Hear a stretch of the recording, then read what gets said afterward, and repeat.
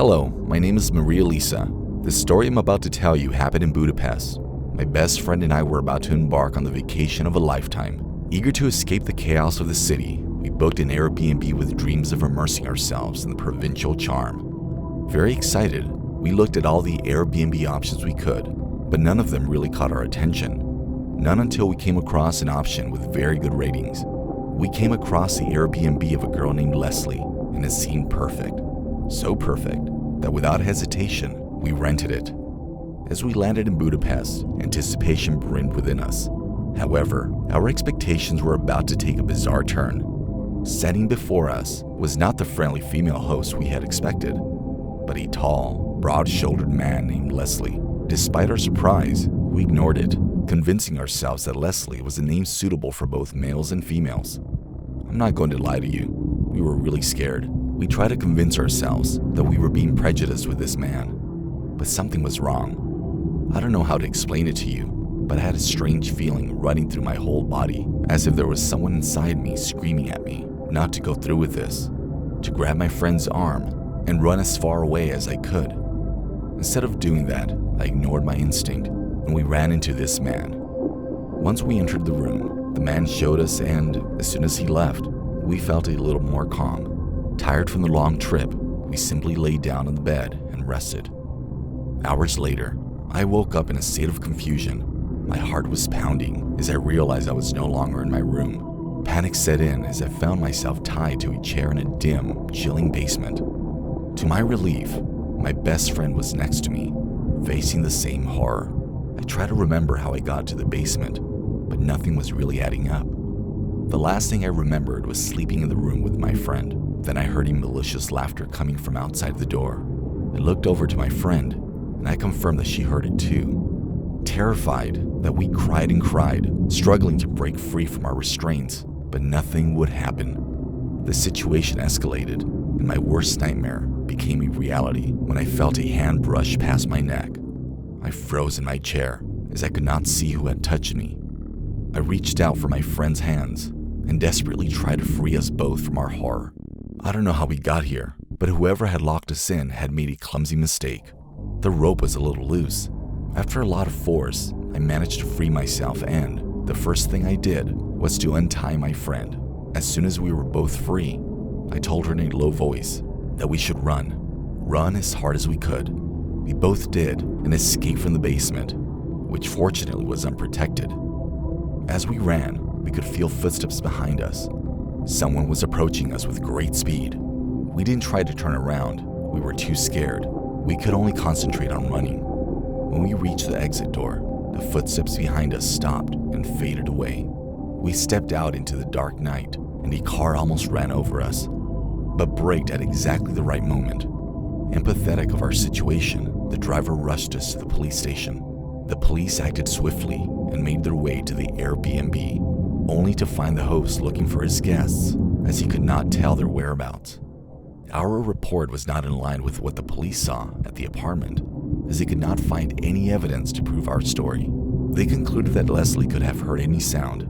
They ended up closing the case and concluding that we were being influenced by drugs. We packed up and made our way back home. We could have insisted more on the police, but it would have been pointless. We decided to stick with our learning and never make such a mistake again.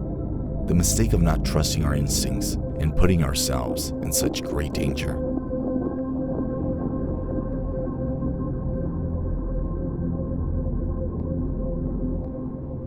Hello, my name is Joseph, and I consider myself an adventurer.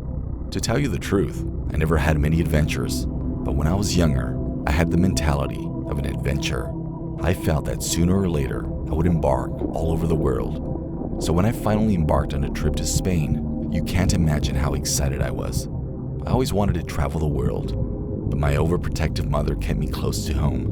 But, determined to break free from my mother's clutches, I decided to take a risk and travel to Spain for a much-needed holiday. Weeks before the break, I booked an AirBNB in the heart of Spain, eager to embrace the culture and beauty of the Spanish land. I was excited for this newfound independence, but fate had other plans in store for me. As I arrived at the cozy villa, I was greeted by the host, Pablo, a seemingly friendly middle-aged man. However, An eerie feeling crept within me as I observed the unsettling aura of the villa. Despite my unease, Pablo's pleasant hospitality initially put me at ease. I decided to enjoy the delicious paella that Pablo had prepared, hoping to dispel any lingering doubts. But as night descended, my fear returned. I heard a chilling click, and to my horror, the door was locked from the outside. Panic gripped me as I realized I was trapped in the villa with no means of escape.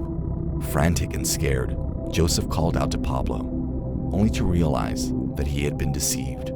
Fear consumed him as he considered the unimaginable possibilities of what might happen next.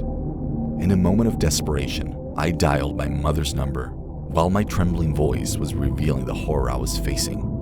In response, my mother made a frantic call to the Spanish authorities, and to my surprise, it worked. Swiftly, the officers followed the description of the villa and tried to confront Pablo, who was nowhere in sight. They rushed to free me from my confinement. The moment the door swung open, I was engulfed in a whirlwind of relief as I was finally freed. My nightmare had come to an end, but the scars would linger for a lifetime. Back in the loving arms of my mother, I couldn't shake the haunting memories of my trip. Nightmares would still plague me, and the fact that Pablo was still on the run would torment me. But I was grateful to be alive and reunited with my caring mother. My mother passionately called for better screening of AirBNB hosts to prevent others from experiencing what I had endured. Every traveler deserves a safe and enjoyable experience.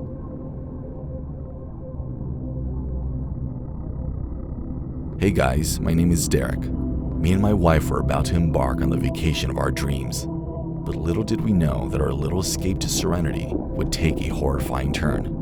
The cabin welcomed us with cozy furnishings, seemingly perfect for our stay. My wife couldn't contain her delight, and we settled in with excitement. The host, Lucas, departed quickly, leaving us to savor our moments alone. But little did we know that our solitude would be invaded in the most sinister way. As I tended to the cabin's electrical needs, a feeling of being watched crept over me. I brushed it off initially, but the unease persisted.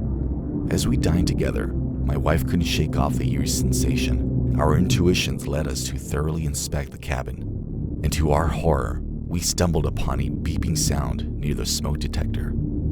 At first, we thought it was a bomb implanted in the cabin and tried to run out of it, but soon the beeping sound stopped, and we slowly made our way back to the smoke detector. Investigating further, we found a hidden camera meticulously positioned to capture every inch of our private space. Fear gripped my wife, and what we felt was indescribable. Determined to take action, I immediately contacted the authorities and reported the despicable act. Lucas, the host, had escaped. While we were in the cabin, we did not have access to the internet, but when we finally did, messages from friends and family started pouring in, asking why our faces were all over the internet. We checked the net, and we were devastated by what we saw. The trauma left its mark on us, especially on my wife, who struggled to cope with the horrifying incident. We sought therapy to heal together, overcome the ordeal, and try to reclaim our lives. We still find it hard to rekindle the joy of traveling with Lucas on the run and the stigma of their videos online.